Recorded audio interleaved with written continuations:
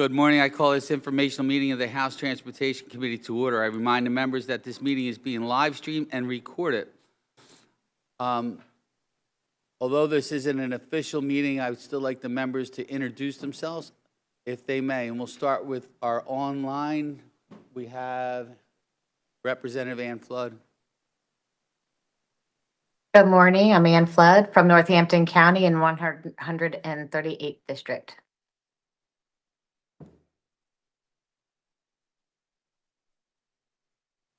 Good morning, Representative Mary Isaacson, Philadelphia County. Representative Alec Cabbage, Luzerne County. Representative Shelby Labs, Bucks County. And I also have by my side, my left-hand man, not my right-hand man. I'm on the right, he's on the left. You can tell by our voting records. The Representative Kerry Benninghoff, Chairman, Kerry Benninghoff, Center County, Chairman. Just keep in mind that the viewers will actually see you on the left and see me on the right, so I'm on the right side. Anyhow, good morning. Thank you for joining us, and thank you to the members for also being here. It'd be very helpful and informative for our committee. In 2011, only 35% of Americans owned a smartphone. Today, that number has skyrocketed to approximately 91%, and smartphones have become a fundamental part of everyday life. As technology keeps changing, more Pennsylvanians want the convenience and secure option of going paperless by using electronic driver's licenses and IDs. Last year, the committee held a public hearing where we heard from multiple groups about the issue, including PennDOT, State Police, Liquor Control Board, Aviation Council, and online messengers. Today, we are meeting again to discuss this important issue and how we can move forward and put Pennsylvanians first. As of this writing, about 18 states have enacted programs allowing for electronic products, including California, Louisiana, New York, and Ohio. This session, I've introduced House Bill 1970 to give Pennsylvanians the option of obtaining electronic driver's licenses and ID cards in addition to their physical product. Under my bill, a person would still need to show a physical product during traffic stops and when voting. Additionally, my bill would require individuals to have real ID before they can obtain a mobile product. I also want to thank Senator Marty Flynn for leading this issue in the Senate, for introducing Senate Bill 861. Today's meeting will give the committee another opportunity to learn more about how these electronic products work and to ask questions. Would you like to add anything, Chairman? No, I'm going to get on with testimony. It is good to keep up with the times, and I think this is an opportunity to do that. We keep up with the technology and make people's lives a little more convenient. Thank you. At this time, I will introduce today's presenter, Mr. Jeremy Grant. Mr. Grant has over 25 years' experience across the government and industry relating to technology and innovation. He is the coordinator for Better Identity Coalition. Launched in 2018, the coalition partners with policymakers to improve the way Americans establish, protect, and verify their identities when they're online. Coalition members include companies such as Apple, Google, Microsoft, CVS, PNC Bank, Wells Fargo, Capital One, and many other leaders in the financial services and health, technology, payments, retail, and security. Copies of Mr. Grant's written testimony and his presentation have been shared with the full committee. Mr. Grant, welcome, and I appreciate you coming here and taking your time out of your day to present in front of the committee. You may begin. Thank you. Chairman Nelson, Chair Benninghoff, members of the committee, really appreciate the invite to come up today. It was a beautiful drive up from Washington, D.C. to come see you all. So really thrilled to be here.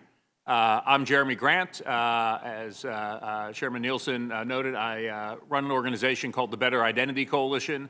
I will skip the about me in my bio other than to flag, in addition to being around identity for over 25 years, I used to lead the digital identity team at NIST, the U.S. National Institute of Standards and Technology.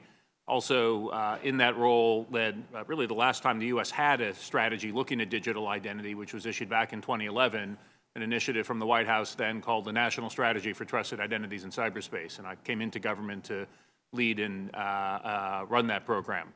But I built identity and security systems in the industry side. I've worked as a market analyst for years. And the Coalition's a project that we launched, as you mentioned in my intro, in 2018. I'll give a little bit of the story around it today. Also serve as an advisor outside of that role to an identity standards body called FIDO Alliance that's developing a lot of the standards that will enable things like digital driver's licenses to work.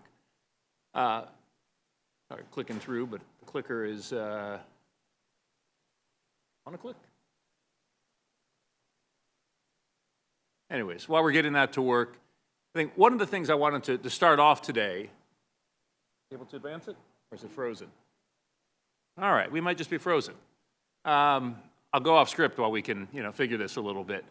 One of the things I wanted to do for some level setting today, I know a lot of the discussions in Pennsylvania and other states around the idea of digital driver's license or mobile driver's licenses has been around the in-person use cases.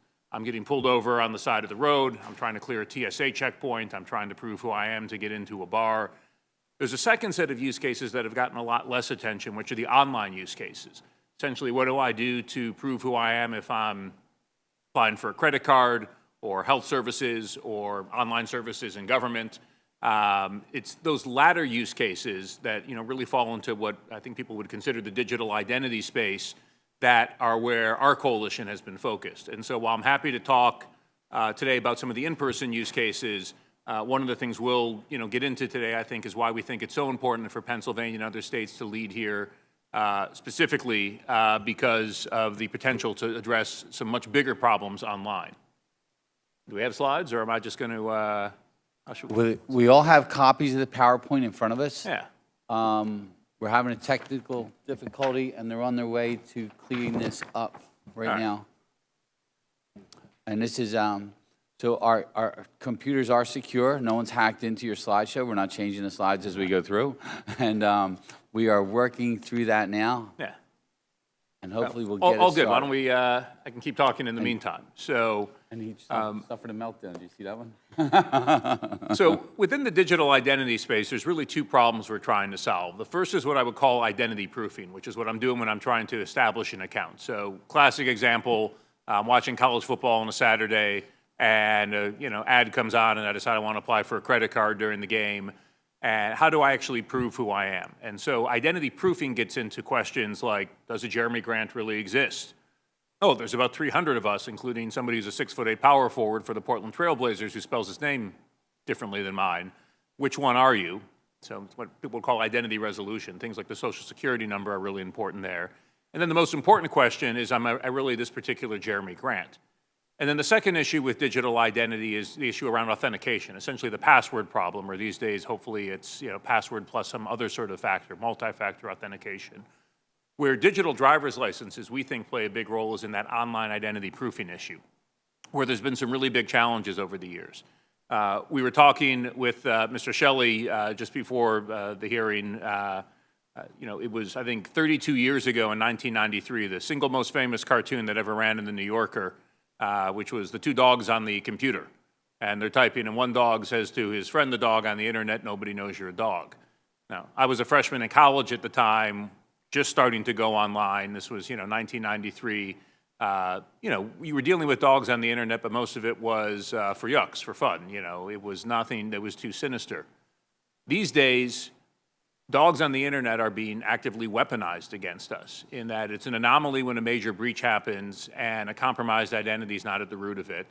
If we get the slides up, or if not, I'll just walk through it, but we've documented from different parts of government hundreds of billions of dollars a year in losses from cybercrime, identity theft, identity fraud, all tied to bad actors essentially exploiting the ability to still be a dog on the internet in ways that I don't think anybody ever anticipated at the dawn of the internet was going to be such a problem. Most of this is either hostile nation states, Russia, China, North Korea, or in many cases organized criminal gangs. And I'll talk a little bit about excuse me, some of the numbers there. So, I often point out 32 years, that's a long time in dog years. Those dogs are no longer with us. They're now, sadly, a blessed memory. But the challenge that we deal with online identity is actually bigger than ever.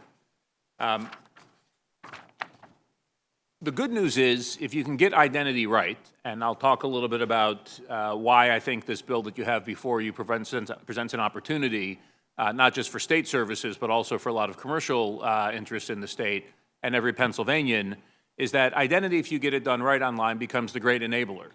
It actually provides a foundation for digital transactions and online experiences that are more secure and easier to use, and that can protect privacy better than a lot of the legacy solutions that we have today.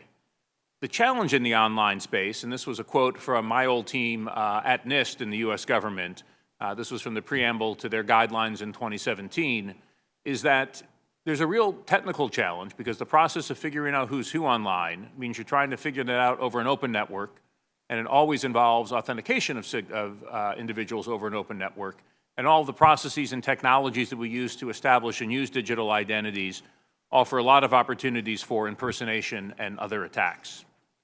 We tried to get around the fact that we've never, well, let me pivot a little bit, again, without the slides. Why has this problem been so hard to solve? So other countries have national ID systems. We don't have that in the U.S., and I think that's a political third rail, and in fact, that's something that the coalition has not been advocating for.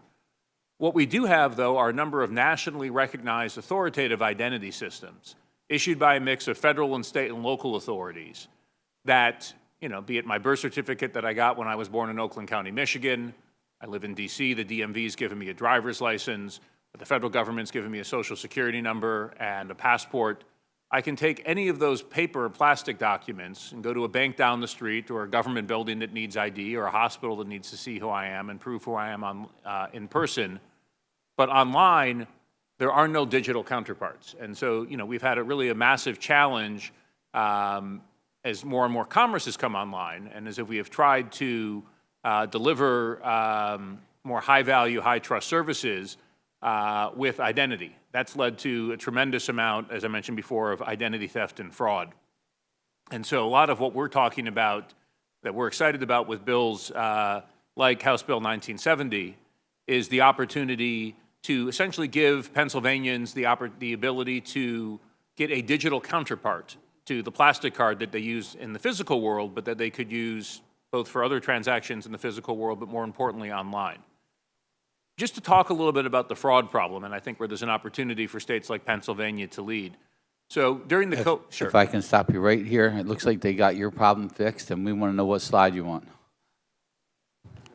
Oh, geez. Well, I think I've blown through a lot of it, unless you wanted to get into some fun slides from Monty Python and the Holy Grail. Well, we you could e- we did could either- proofing. Move on. Yes, we could do slide 10. There you Yeah. go.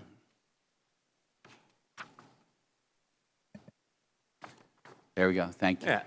So I was saying, I'm not sure if you're able to read the cartoon, our approach to date has been to essentially rely on industry solutions, trying to figure out who's who online, with the ability that we could get different data from you and use that to guess whether you're really who you claim to be. So for anybody in the room who got a pandemic puppy a few years ago, that name you gave your first dog actually turns out to have some significant meaning in life for you and your children, because it's a security question you're going to see for years going forward. Talking about Monty Python and the Holy Grail, we also have relied on these security questions. It's not always very practical. For those of you who are familiar with the movie, this is the scene from the Gorge of Eternal Peril, where you need to answer 3 questions in order to not get thrown into the gorge and cross the bridge. What's your favorite color?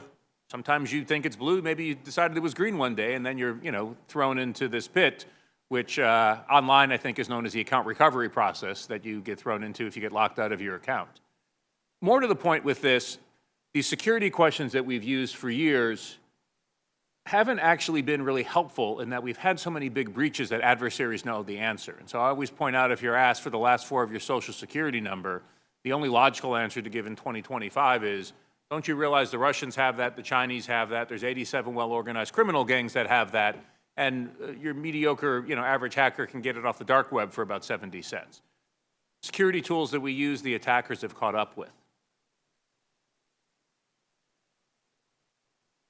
So talking about some of the fraud numbers, I was talking about some of the things that have been documented by the federal government's Government Accountability Office, the GAO, which was that fraud losses during COVID, just tied to state unemployment benefits, totaled somewhere between $100 to $135 billion, most of it tied to identity fraud. I would know 5 things about you, and I could file in your name before you filed. In fact, maybe you were still employed, and then we sort of know the story of what happened there. And at the federal level, on a broader level, GAO has noted there's between $233 billion and $521 billion annually. I don't think she's working again. Yeah. Here we go. If you can keep going to the next slide as well. It's also costing banks and consumers a lot. So do a lot of work in DC with FinCEN, the Treasury Department's Financial Crimes Enforcement Network. And they have for years, run a system where if a financial services firm sees suspicious activity, they file something called a SAR, a Suspicious Activity Report, with FinCEN. FinCEN had never done any work to actually analyze the trends in these SARs that they get until 2024, when they went back and looked at all of the 2021 numbers. And they were kind of jaw-dropping. They said of all the suspicious activity reports that they got from U.S. banks in 2021, 42% of them, totaling $212 billion in suspicious transactions, was tied to some form of compromised identity. They've not formally released their analysis of the 2023 numbers, but previewed them at some conferences. That number's almost doubled to $393 billion and about 3/4 of volume. So this is a problem that's not only been ongoing, but is actually growing significantly. So as I was saying before, why has this been so hard to solve? Well, we talk a lot in our policy blueprint that we've published for policymakers around the identity gap, around this idea that I mentioned before, which is that we have a number of nationally recognized authoritative identity tools, and they're all trapped in the physical world. And so if you've ever applying for a credit card and asked to answer a question like which of the following 4 banks gave you a loan in 2013, this is something that would be tied to credit information. Well, this was sort of the best we had. Industry wanted to be able to offer online commerce, and they needed something to enable it, and this was sort of the best tool they came up with at the time. The idea was, well, only you would know this. This is an out-of-wallet question that if I found your wallet on the street, I couldn't answer. It worked for a while, and what we've seen today is the attackers have caught up. If you can just keep clicking through, I'm not sure my clicker is working. So this all came to a head after the big Equifax breach in 2017, when over 141 million Social Security numbers were compromised. And it was the first time I was ever asked to testify in front of any legislative body. In this case, it was the House Energy and Commerce Committee in D.C. Chairman Walden at the time had an interesting quote, which he said, and I'll sort of paraphrase it, we have all of these mega breaches year after year, and we bring their executives in and we yell at them. But what we're missing is that, and you can start to see this visualization on the right of world's biggest data breaches and hacks.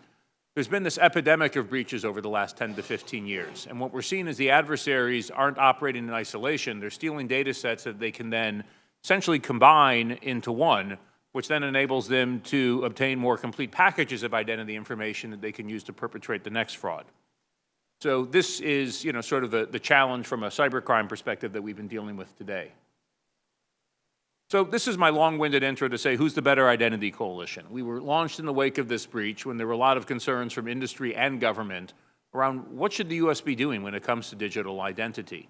We're an initiative of a nonprofit called the Center for Cybersecurity Policy and Law that's focused on promoting education and collaboration with policymakers on issues around cybersecurity. And our main focus has been how can we bring leading companies together from different sectors to develop and advance what I would call consensus-driven policy solutions that can work across multiple sectors to promote better solutions for identity and authentication. Our members are an interesting bunch. We were largely founded by what I would say are the buyers of big identity systems. So you can see there's a lot of big financial institutions here, CVS Health, I think you'd mentioned in your opening remarks, on the healthcare side, fintech firms like Block, and also big tech firms that need identity to run their business, from companies like Apple and Google and Microsoft. Although I will flag, some of our companies also have product offerings in the identity space, and in fact, I think a lot of the things we'll be talking about today with digital driver's licenses will be relying on the wallets from some of the technology platforms in the U.S. And we also have a number of the security vendors who are in the space who support this, although I will say we're largely driven by, we're known to be the voice of what the buyers need, and advocating for why they collectively think that government at the federal and state level needs to take a bigger role in digital identity. I mentioned before the 27 breach spurred some big proposals. There were a lot of concerns around the future of the Social Security number, and can we really trust it going forward? There were also concerns because the company that was breached was one of the big providers of knowledge-based verification, those 4 questions you'll get from your credit report that were, the question was, well, if one of those companies has been breached, can we still trust it going forward? So out of that, we came together, and in 2018, we published a policy blueprint, which laid out 5 core areas where government can and should help, mostly focused at the federal government, along with an action plan who should do what on the Congress and the executive branch. I think at the end of the day, we pointed out there's no silver bullet here. There's no single action or initiative that will solve identity, but we noted that if the federal government enacted and funded this blueprint, it would, as the name of our coalition suggests, make identity better. And then a couple years ago, we published a blueprint for state policymakers, and I brought a few copies of it today and happy to hand it out afterwards. Sorry, I keep clicking to get a... So there were really, 6 core items that we had flagged there for, well, bodies like this to consider. The first was to place the Department of Motor Vehicles at the center of state digital identity solutions, and I think a lot of our comments, and questions today will talk about that. We also talked about establishing what we would call attribute verification services at vital records bureaus that could also be helpful in supporting online identity proofing. An attribute verification service is something as simple as, hey, somebody's claiming that they were really born in Bucks County and, on this birth date, does this match what's in your system? Getting these yes-no answers without sharing people's personal information can be really helpful as a strong signal in trying to figure out who's who online. We talked about embracing innovation for better services, leveraging solutions from the private sector, making sure identity works for everybody. I think one of the things we'll talk about perhaps in this hearing is, while we're really bullish on driver's licenses as the core of a foundation for better digital identity solutions, not everybody has one. Some people can't get one easily. And so, creating multiple paths for people so that as we're moving more things online, we're not just locking people into needing to have a state ID. Promoting and prioritizing the use of strong authentication because passwords don't cut it anymore, and even some of the legacy tools we use for multi-factor authentication don't work well. And also urging policymakers in the states to do no harm. We've seen some proposals, particularly from California, around some data privacy issues that would inadvertently exclude the use of data that could be used, say, in security and fraud prevention tools. And so that, was something that we flagged. I think if there's a, overall summary in terms of, where we are today and, to summarize the blueprint, if you don't want to read it or don't have the time, is in an era where transactions are increasingly digital, our authoritative systems for identity are stuck in the paper world. Solutions that papered over that fact, like some of these knowledge-based tools from industry, helped for a while, but the attackers have caught up. Anything that's a shared secret, like a social security number or a password, is no longer secret. There's some great industry innovation that's helping to address these issues. But, and I think this is really, core for any state policymaker to understand, at the end of the day, government is the only authoritative issuer of identity. And so we really don't think that we can solve this digital identity conundrum that's leading to all of this financial crime and fraud without the government playing a bigger role. Or with probably the best PowerPoint animation you'll see all day, we're really out here saying we don't think as the private sector we can solve this alone. We're going to need better access to government authoritative sources. And since that's kind of a scary statement, could be, if it's, executed the wrong way, how do you actually architect these systems in a way that's good for security and privacy? In fact, can enhance it. And so the idea that we put forward is pretty simple. If I've already gone through the process of having an agency vet who I am, I stood in line at the DMV to get my Real ID driver's license, why can't I go to them and ask them to vouch for me when I need to prove who I am to another party? And so we called for the country's legacy paper-based systems to be modernized around a privacy-protecting, consumer-centric model that would allow consumers to ask the government agency that issued a credential to stand behind it in the online world by validating the information from that credential. So here's how this could work, we think, getting to mobile driver's license. So we have a character in our blueprint that's named Stacy, which may or may not be named after my wife. And she's looking to, I might need your help with the animation here, open a bank account.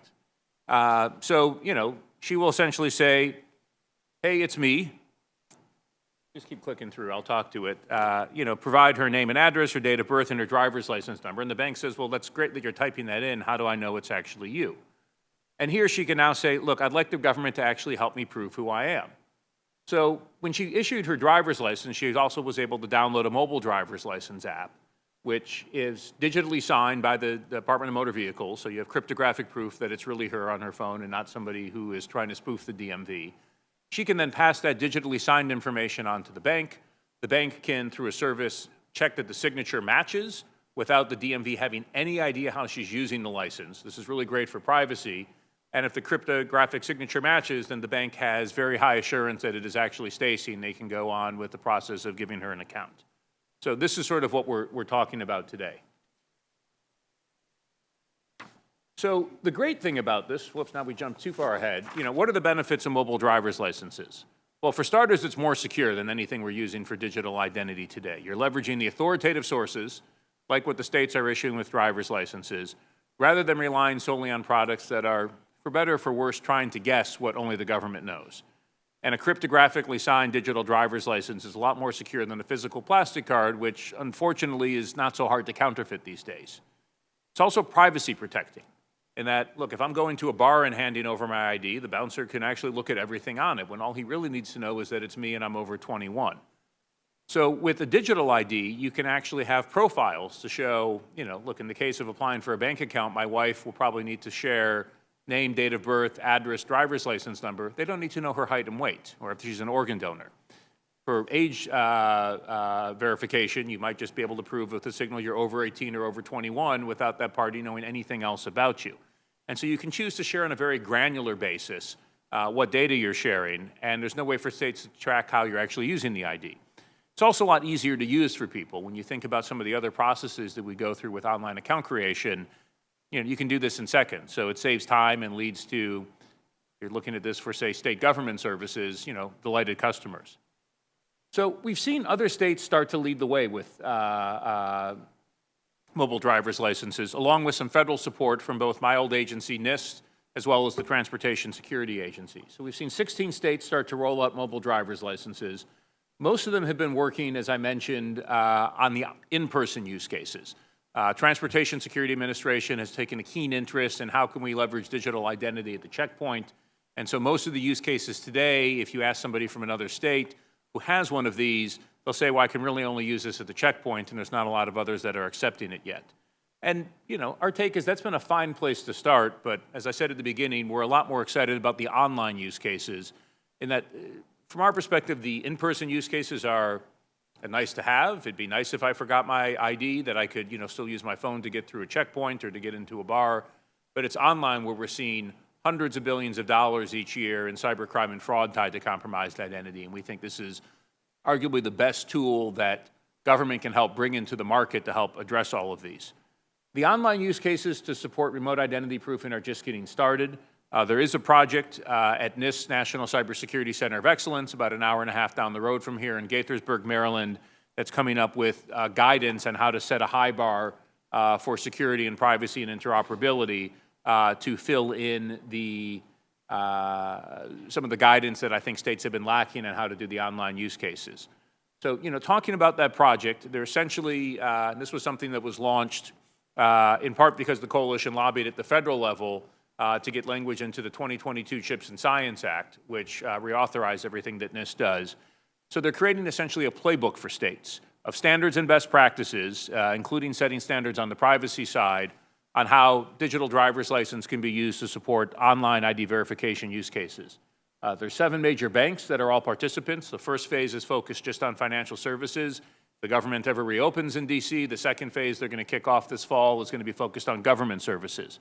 Apple, Google, and Microsoft are participating, as are DMVs from Georgia, Ohio, California, New York, and Maryland.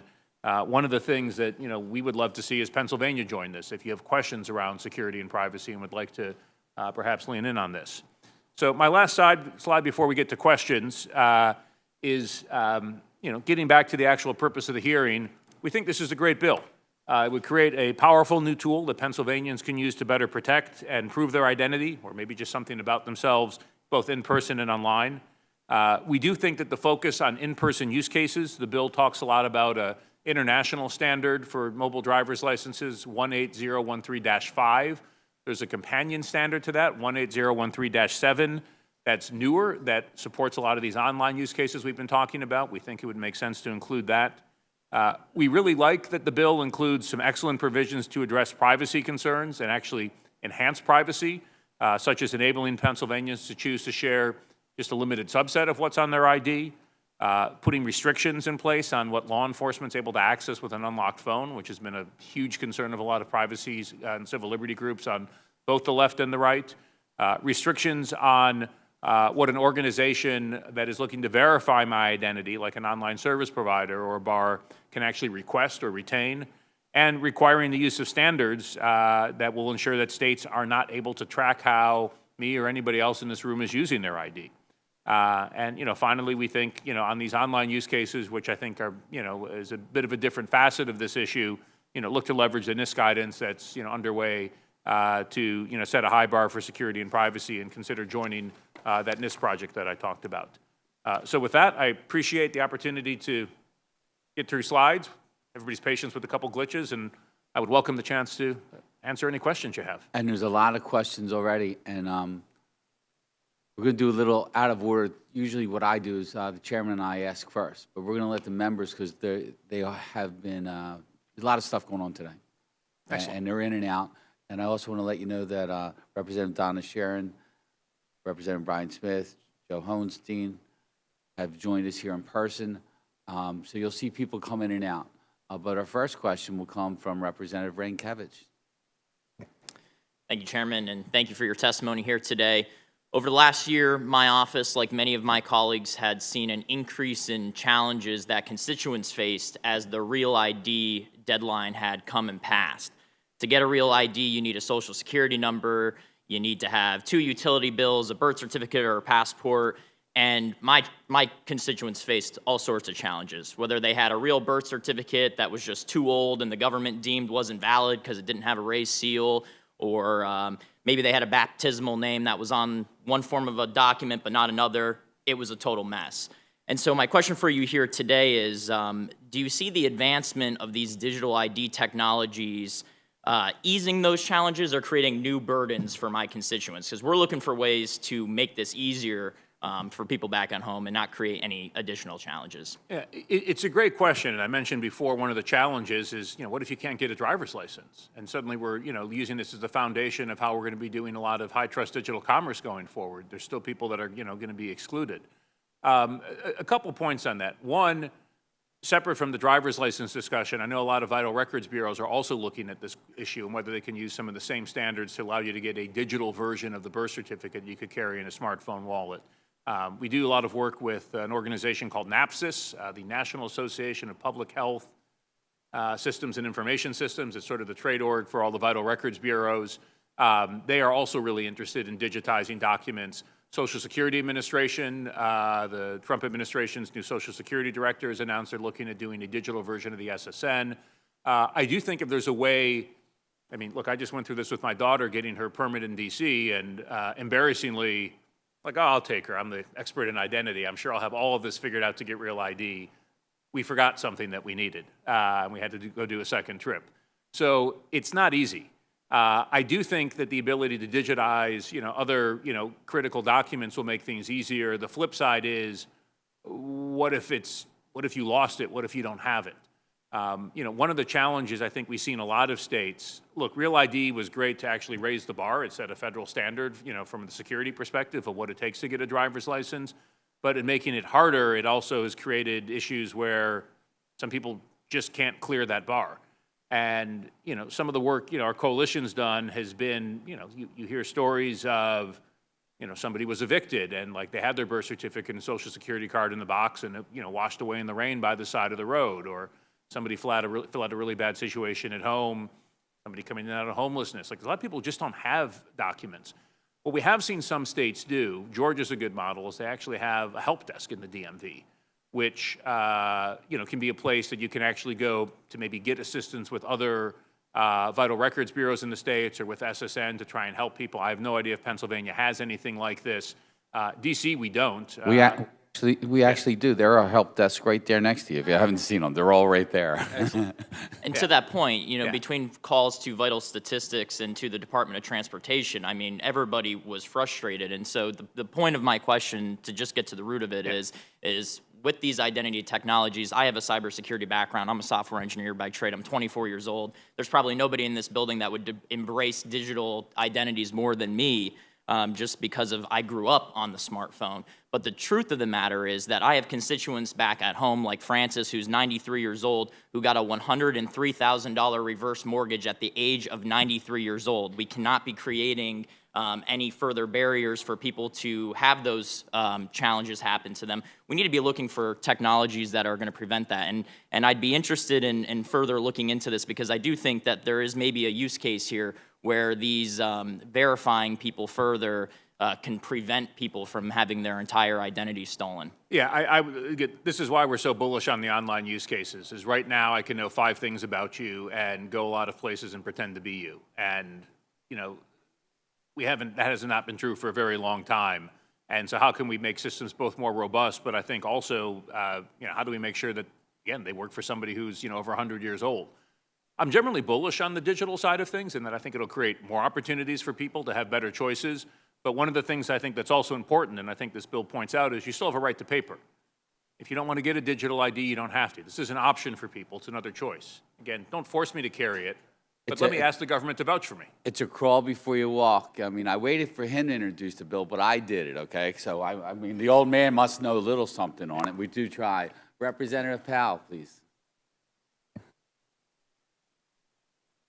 Wonderful. Thank you so much for your testimony. I have a few questions about standardization. So our colleague talked a little bit about Real ID, and as you said, the reason and purpose for Real ID is to ensure that there is a standard across all of our states.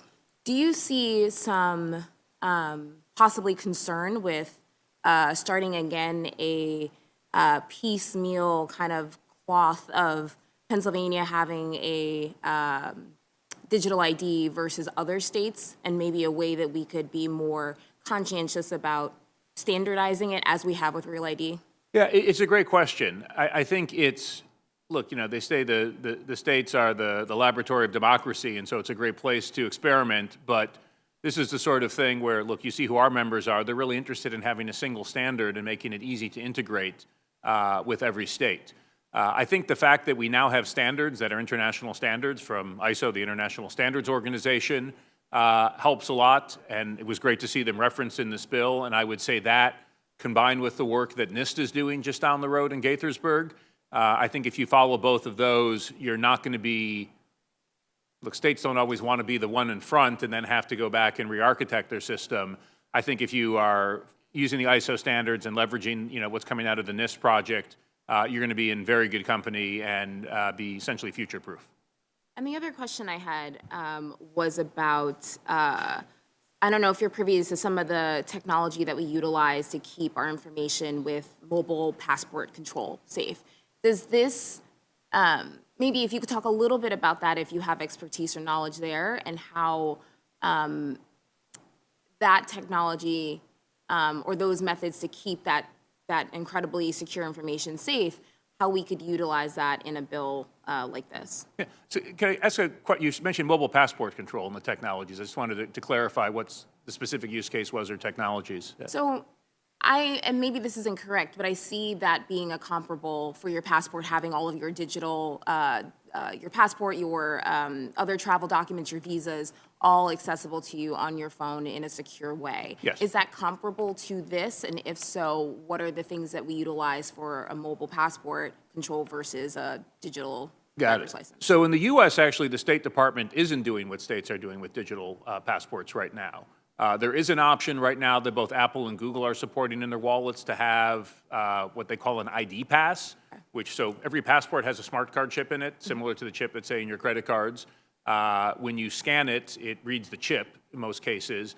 And because your phone has a reader that can read the chip, you can basically create what I would call a derived credential from your passport. But there is no digital passport right now that can be stored in the phone.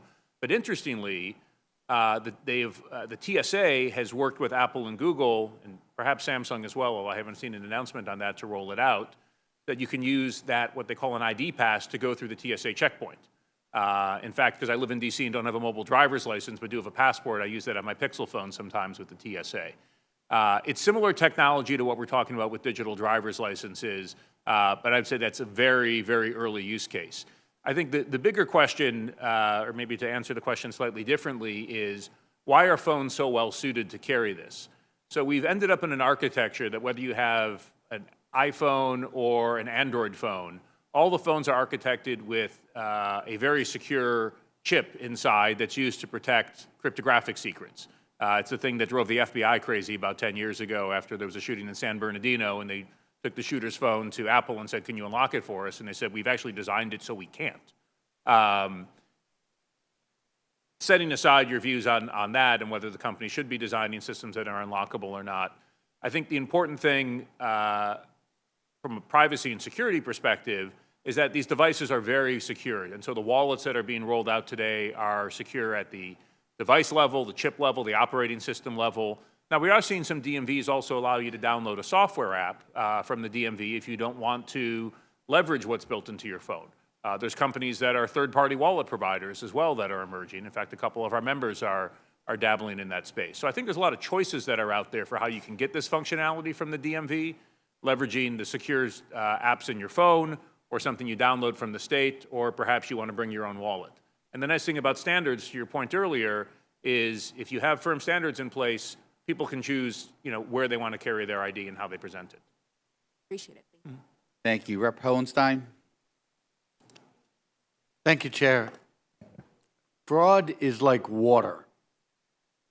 It finds a way through. And convince me of a couple things that I'm very skeptical on. One is, I'm seeing a lot of very big, powerful, private companies wanting access to government data. I'm suspicious of that. Second, there's a very heavy reliance on the assumption that you can create these very highly sophisticated locks and protections and encryptions in the digital sphere. And I'm not seeing or hearing from you how any of that would interplay with biometrics, such as good old-fashioned fingerprints, facial recognition, corneal, readers, those kinds of things. Hell, even the old immigration trick where they would always have people show their ear in profile in their pictures, because that also is an identifier. So is there any movement or consideration of a combo of the digital and the biometrics in this? And I think, like I said, I'll also just express the skepticism on the idea of private companies having all of this access. The final point I want to make, the only question I'm asking you is the one about the biometric stuff, but the final point I want to make is there's also an economic presumption here, and you referenced a couple times that folks who are homeless, folks who live off the grid, or there are going to be a lot of people left in the lurch if we're strictly relying on whether they've got an iPhone or an Android. And that's going to be a problem. Yeah. So let me pick that apart from a few different angles, since there were, I think, a few different parts of the question. One, nothing is unhackable. There are solutions that are materially more secure than others. As somebody who's worked in cybersecurity for over 25 years, one thing I've learned is I worry the most about scalable attacks, which means, is it something that I can launch at scale? So systems that rely on knowing 5 things about you to prove who you are, that's a scalable attack. We're now seeing identity fraud, being perpetrated at scale. If you can, and I'm even starting to worry these days with biometrics in some cases, because what we're seeing with Gen AI-powered deepfakes, where any photo, any video, any voice can be spoofed by some of these generative AI tools. One thing Gen AI can't spoof is possession of a private cryptographic key. And so this very old 25, 30-year-old technology of public-private key infrastructure that relied on maybe getting more wonky than folks want to in this committee, but using asymmetric cryptographic key pairs is something that it can actually stand up to a lot of these attacks. And so the fact that mobile driver's licenses are built specifically around this technology gives me a lot of optimism. Not that we will eliminate identity-related attacks. And you're right, fraud's like water. It's going to find a new, low point to get through. But if we can shift from cheap, easy to execute attacks that can be, essentially executed at scale to things that are much more resource intensive, because now I need to try and compromise a single device or a cryptographic key. Well, that gives me a lot of hope, because now you're raising the cost for the attackers and they've got to go focus on something else other than the identity layer. The shift to biometrics, so biometrics are generally being used today already in most states. I don't know what Pennsylvania does, but I think most states, when you submit your photo for your driver's license, they're looking to essentially make sure that I don't come in as Jeremy Grant one day and then shave my head and grow a big mustache 2 months later and come in as Jimmy Grant. That's used for what's known in biometrics as deduplication. And I think it's actually been very successful in most of the states, just trying to flag when there might be somebody who's trying to get an ID under more than one name. That's different than the biometrics that are used to unlock your smartphone, which is what you would probably see as the use case to then access your mobile ID. And so, but the ability to at least know that I'm the right person who's holding that phone, and it's tied to this cryptographic proof of identity, I think, again, that gives you a higher level of security and allows you to leverage biometrics without having to, say, take your photo and go back to the state every time for a match, which, creates some other concerns in terms of, privacy and tracking and things like that. In terms of big companies accessing it, look, I guess I would counter by saying big companies have access to a lot of your data today. And, so I think this makes it better. So, and let me tell you why. The model today that we, look, I have a lot of, big banks that are our members. If you are applying for a credit card, here's what they're doing today. They are looking to a lot of companies who are in the data business, who are collecting data through different channels. Some you might feel comfortable with, some you might not. And basically trying to put packages together that can guess if you're really who you claim to be. We have that. That whole industry exists because we've never closed the gap between physical and digital credentials in the 30 years or so that we've had this world of digital commerce. And so we're very much of the view that by going back to the authoritative source, you're actually less reliant on data brokers in this case to collect information on you. You have a personal relationship with the state of Pennsylvania, and you should be able to just ask them, can you vouch for me by sharing a few digitally signed elements that I'm storing on my phone with this bank who I'm trying to prove something to? And so from, not just my perspective, I'll say, if you look at some of the advocacy groups on the left and right and the privacy side, who may have concerns about some of the potential of ID and the digital side, they have acknowledged that this is actually a privacy enhancement and that we're not relying on third parties. This is just, between you and the issuer of the ID, which in this case would be the state, and the company you're trying to do business with. Thank you. Representative Isaacson. Thank you. And many of the things that I was going to touch upon have been touched upon. But one thing I'm not getting my head around is, one, to Representative Hohenstein's point, a lot of your members are large data collectors. But, and to the one that's young enough to be my son, speaking about the seniors, this phone is great. I went and got this brand new phone the other day, and I looked at the kid who was helping me, and I said, well, here, you do this, because I'm sitting there going, well, what I have to do, what I have to do, what I have to do.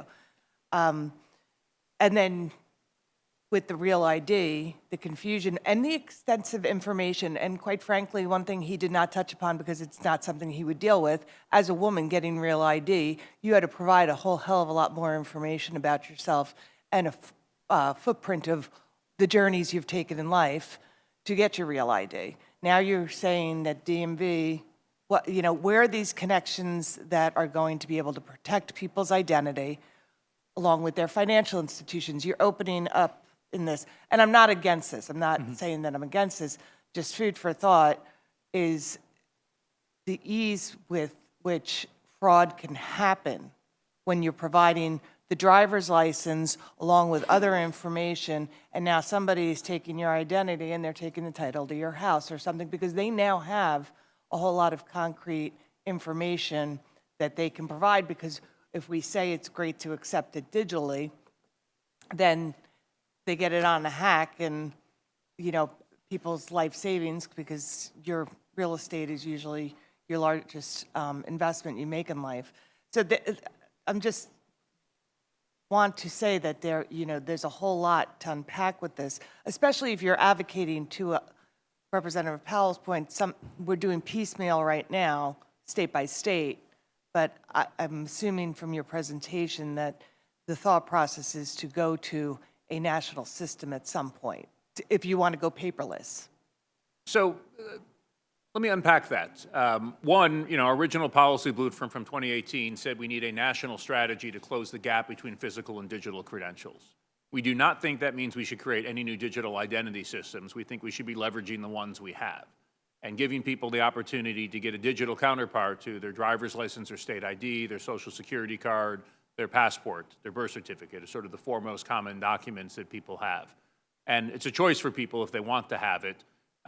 You know, we believe if you architect this the right way, it's a significant enhancement to security and privacy, and we're pretty excited about the ISO standards and this NIST project that's underway.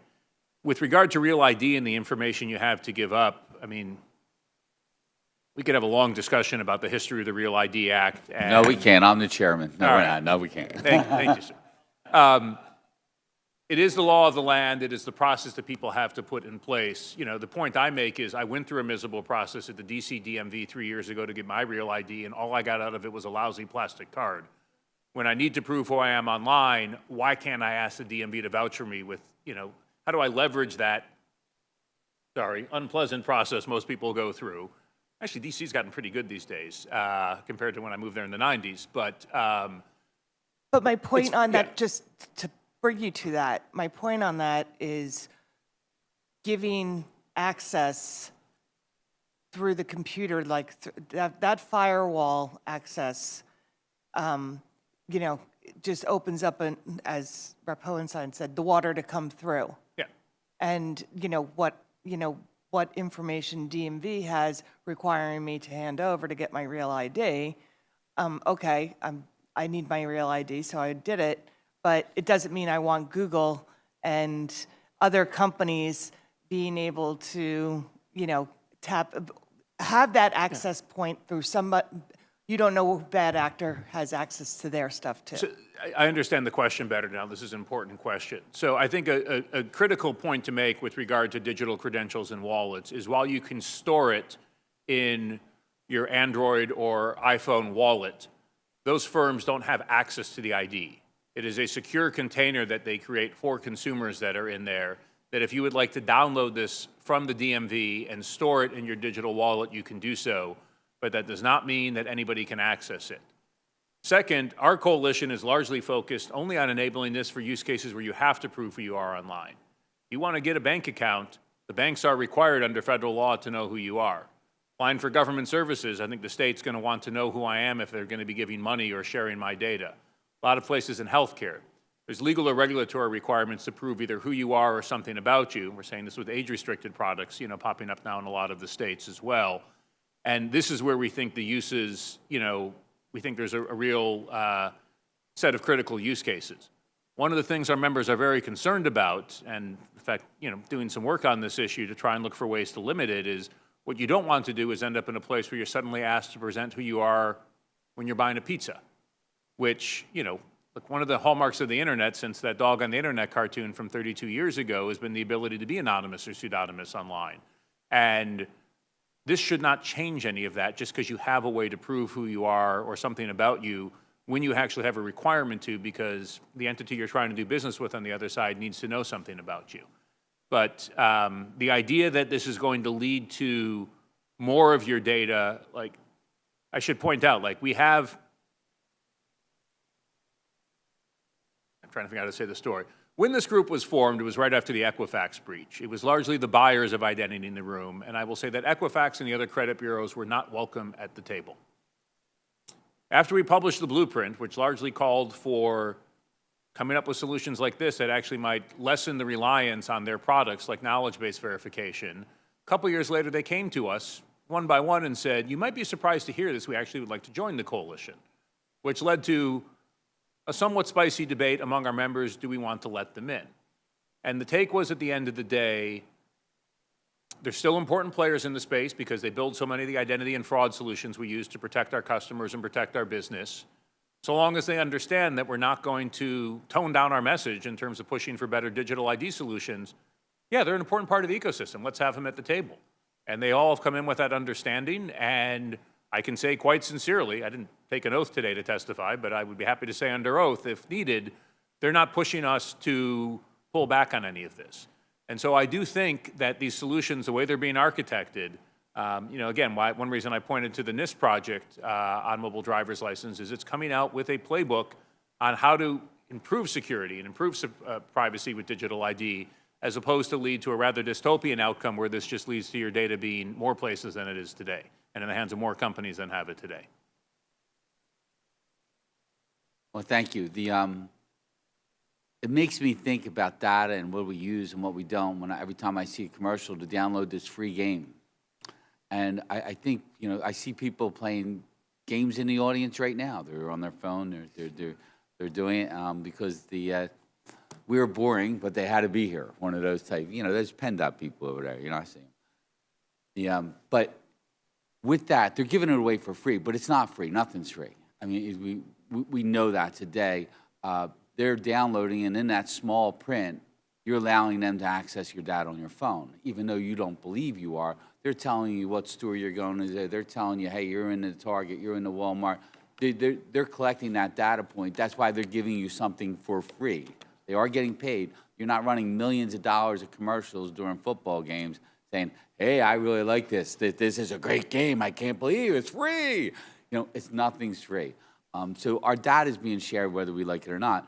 And I know a little bit about data sharing, but the next question is going to come out of Chairman Benninghoff, who still uses a flip phone and drives a 45 Chevy with 3 miles per gallon and lives in a tinfoil house. So, so Chairman Benninghoff, please. Well, that's been the most colorful introduction. I actually drive a Ford. A couple quick questions. Mr. Grant, thank you very much for being here. One's more of a statement. Sometimes I think convenience has made us a little sloppy as consumers, and our desire to have everything now or yesterday as quick as possible makes us lazy in protecting some of our own identification. I'm not sure if we'll ever, from an industrial perspective or a governmental perspective, ever protect people from themselves. There is some inherent responsibility on our own. I do not own an Alexis or a Siri, but I've been around them when other people's, and it's amazing how quickly they respond to simple comments that you make. I do find that on my own phone, which to Congressman Hohenstein just gave him an elevation.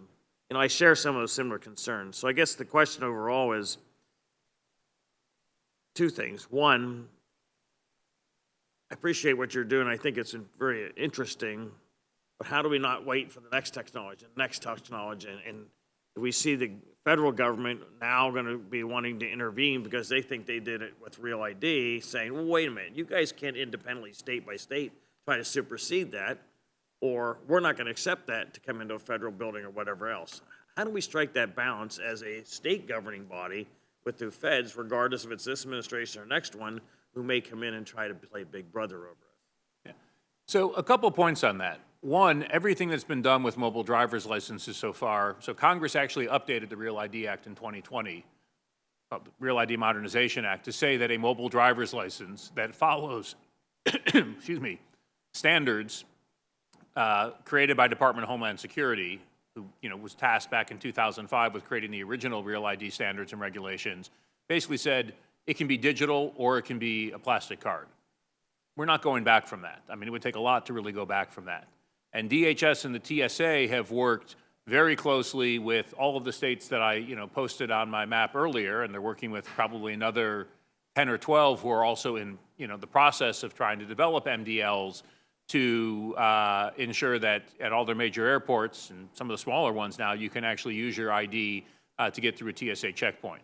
So I mean, that train's left the station already, and, between a law that says that, a Real ID Act can be physical, a Real ID card can be physical or digital, and the work that we've already done with TSA, I don't see anything going back. So I don't worry about being future-proof, at least for the foreseeable future. Well, I asked that question more so for people that might be watching that aren't in this room, didn't get to see your digital presentation here and/or the slides, so I appreciate you reiterating that. Two quick other comments, questions. One commentary, Pennsylvania issues non-driver's license IDs. I can't imagine we can't do the same thing digitally. I don't think that's really a major issue, and nor should it be a stumbling block. And I think the bill already addresses it, calls out both driver's licenses and the non-driver state IDs. Right. With that said, just out of curiosity, since this is already occurring in 13 other states, is there any other particular state who has done this well, has had good successes, and something that you would advise us to look at? Thank you, Mr. Chairman. I think states are all sort of in early phases. The states that have rolled it out, you're not really seeing many use cases outside of what we talk about as the TSA use case. And, honestly, that's, as I said before, those in-person use cases aren't where you're going to get the best bang for the buck. It's really only this last year that you've seen the finalization of the standards for online use and support for those rolling out now in things like, major tech platform wallets.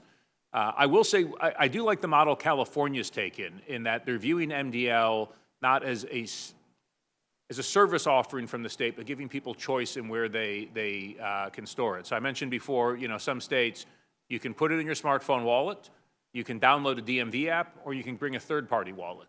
And so, look, if I'm very skeptical of government and skeptical of big tech, but I like this company over here who's, doing something novel in their wallet design, as long as they're following the standards, the DMV's allowing you to download a copy of that ID into their wallet. I think most people are probably just going to use what's in their smartphone wallet because it's, easy and in many cases more secure, but they're giving people choice. And I think that's, again, some people might not want a big tech app, but they'd welcome an app from the state. Others would say, I'm not going to download an app from the state and put government software on my phone. Not a chance. So, pointing at you, by the way. In closing, I just want to say, somebody who represents and has represented an area of a collegiate town, you see people's behaviors changing. To me, this is evolutionary. It's going to happen one way or another. It's whether Pennsylvania is going to be on the front of the train or the back of the train. I see a lot of people who are more likely to have their phone with their identification stuff in it, either in a little folder, and less likely to forget their phone than they are their wallet, their purse, or whatever other commodity they may have used to keep their identification. And so in the long run, this is probably going to be a self-fulfilled prophecy. I think it's going to happen, and we appreciate your time and your information and sharing your knowledge about it. Thank you, Mr. Chairman. Thank you. Thank you, Chairman. Rep. Schusterman. Thank you for being here. I absolutely love this idea. Currently, right now in my wallet, I have 2 tickets to a food fest. When I'm in New York, I ride the subway. As you can see, part of my phone, I have my ID back here, some cash. People are aiming to eliminate this, but also I'm a worrier. So I love the idea of also having a hard copy that's kept with me, that if I am... We started using our phones to pay for stuff. I'm like, who would think? Who would think? And here we are, and this is that option, and Pennsylvania has to turn the page, and we believe we got a good product here. And I want to put it on the record that it does meet the standards for TSA. We made sure that it did, and it's a crawl before you walk, and like everything else, it will evolve into a better product, and that's what we look forward to, and I'm going to depend on the Rep. Redkevich to do that, to make sure it's better for all of us in the future. And I thank you again, and this meeting is adjourned. Thank you.